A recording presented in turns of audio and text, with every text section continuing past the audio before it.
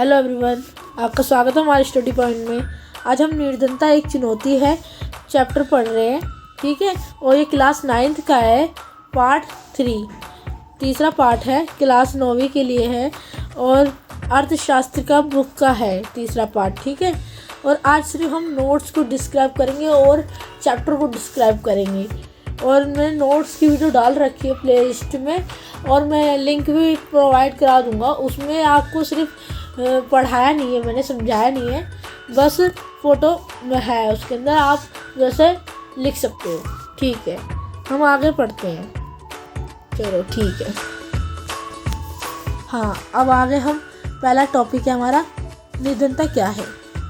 निर्धनता से अभिप्राय जीवन के लिए न्यूनतम उपयोगी आवश्यकताओं की प्राप्ति के ना होने से है।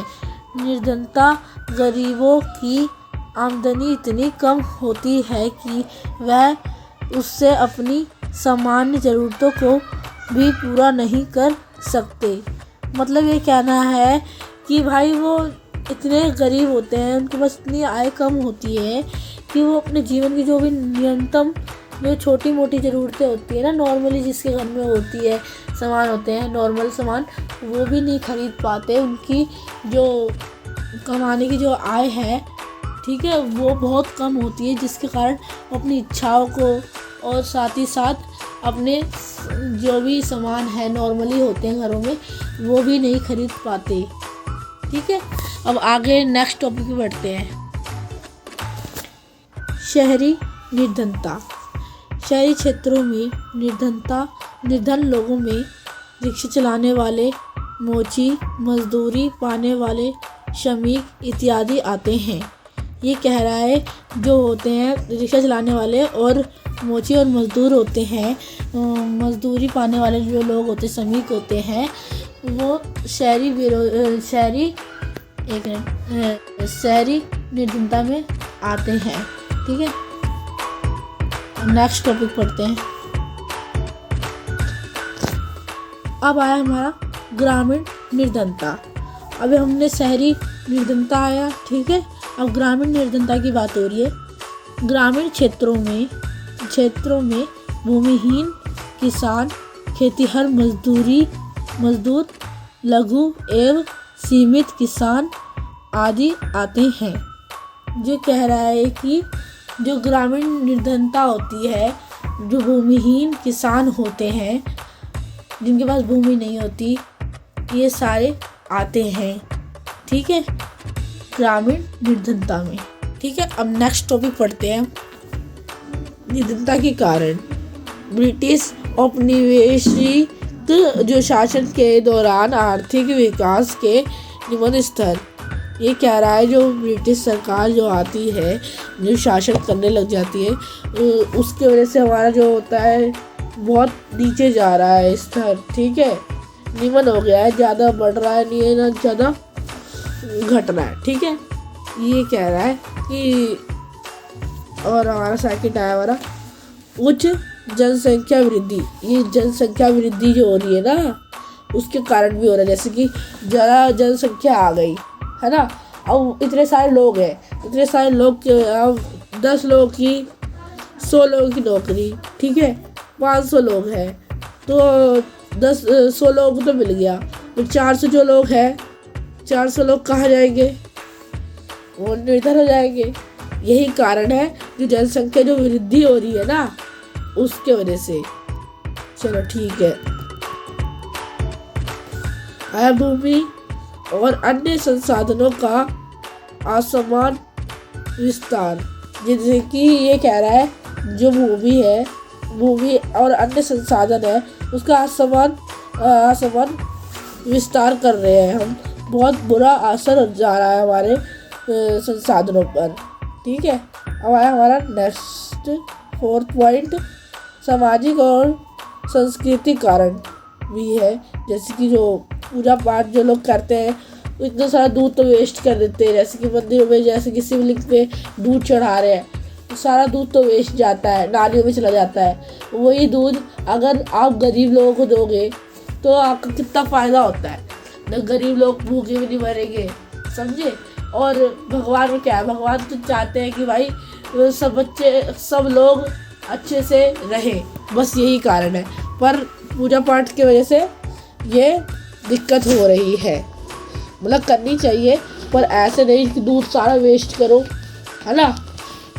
तो अब हमारा नेक्स्ट टॉपिक, अब आगे हमारा नेक्स्ट टॉपिक, गरीबी किस कारण से और कहाँ पर कम हुई है।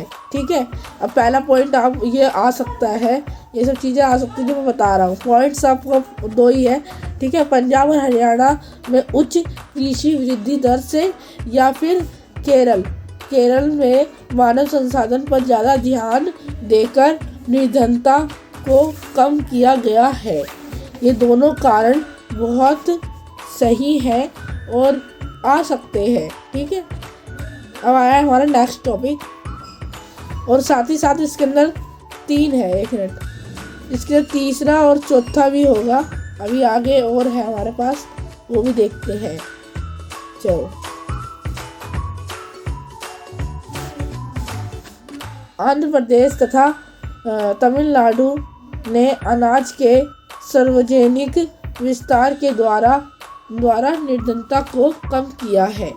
ये भी आंध्र प्रदेश में और तमिलनाडु के अंदर क्या किया, अनाज ज़्यादा उत्पादित किया और निर्धन लोगों को खिलाया, तो निर्धन कोई नहीं रह पाया। ठीक है, सबसे काम कराया, जैसे कि निर्धन लोग हैं सबको काम दिया, बेरोजगार कोई नहीं रहा। ठीक है, निर्धन कोई नहीं रहा। ठीक है, अब आ जाता है हमारा 4th पॉइंट। ठीक है, पश्चिम बंगाल में भूमि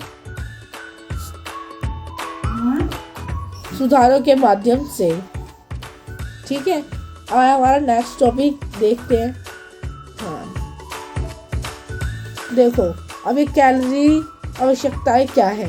ये देखो, ग्रामीण क्षेत्रों में 2400 कैलोरीज प्रति व्यक्ति प्रतिदिन तथा शहरी क्षेत्रों में चाहिए। इतना तो भाई चाहिए, शहरी क्षेत्रों में जो ग्रामीण होते हैं, गाँव में चाहिए। देखो मतलब ये कह रहा है इधर तक है। ठीक है, इधर तक है, यहाँ से यहाँ तक, ये नेक्स्ट टॉपिक लग जाता है। ठीक है, ये क्या कह रहा है, ग्रामीण क्षेत्रों में 2400 कैलोरीज प्रति व्यक्ति प्रतिदिन चाहिए। तो ग्रामीण क्षेत्रों में बहुत सारे काम होते हैं, ज़्यादा से ज़्यादा काम होते हैं, और उनका मतलब और पैसे बहुत कम होते हैं। तो कम से कम हमारे को 2400 कैलोरीज की आवश्यकता पड़ती है प्रति व्यक्ति प्रतिदिन के अंदर, एक दिन के अंदर, और प्रति एक व्यक्ति एक दिन की इतनी कैलोरीज की आवश्यकता पड़ती है। और शहरी तथा शहरी क्षेत्र में 2100 कैलोरीज प्रति व्यक्ति प्रतिदिन की आवश्यकता पड़ती है। तो शहर में वहाँ पर तो फिजिकल वर्क होता है गांव में, और यहाँ पर जो दिमाग से काम करा जाता है वहाँ पर भी होता है, दोनों का काम होता है, पर वहाँ पर ज़्यादा वर्क होता है भाई, घर में बहुत सारे काम होते हैं। ठीक है, इसीलिए हमारा नेक्स्ट टॉपिक है, पहले आप सब्सक्राइब करो हमारे चैनल को, और लाइक करो और शेयर करो। कमेंट तो जब ही चालू होगा जब आप लाइक करोगे, सब्सक्राइब करोगे। अभी तो न्यू चैनल है भाई, लाइक कर दोगे तो कहाँ पहुँच जाएंगे। आपकी सारी प्रिपरेशन मैं कराऊंगा। अगर आप लाइक मेरे को देते जाओगे तो मेरे को बहुत क्या कहते हैं मोटिवेशन मिलेगा, समझे। और मैं सारे चीज़ें कराऊंगा, सैम्पल पेपर कराऊंगा, KVS के पेपर कराऊंगा, और साथ साथ अपने पेपर भी कराऊंगा जो आ सकते हैं, समझे। कोई कसर नहीं छोड़ूंगा। और इम्पोर्टेंट क्वेश्चन तो है ही, वो तो एडवांस है, नोट्स तो है ही साथ साथ, और आपको बुक में से भी क्वेश्चन बनवा के दूंगा। ये मतलब आपको इतने अच्छे नंबर आएंगे कि आप भी कहोगे उन सर से भाई सही है, मस्त पढ़ाते हैं। तो आपको कमेंट चालू करना है, उसके लिए आपको लाइक ज़्यादा से ज़्यादा कराना है, और साथ ही साथ सब्सक्राइब कराना है। बस मैं इतना ही चाहता हूँ। Thank you.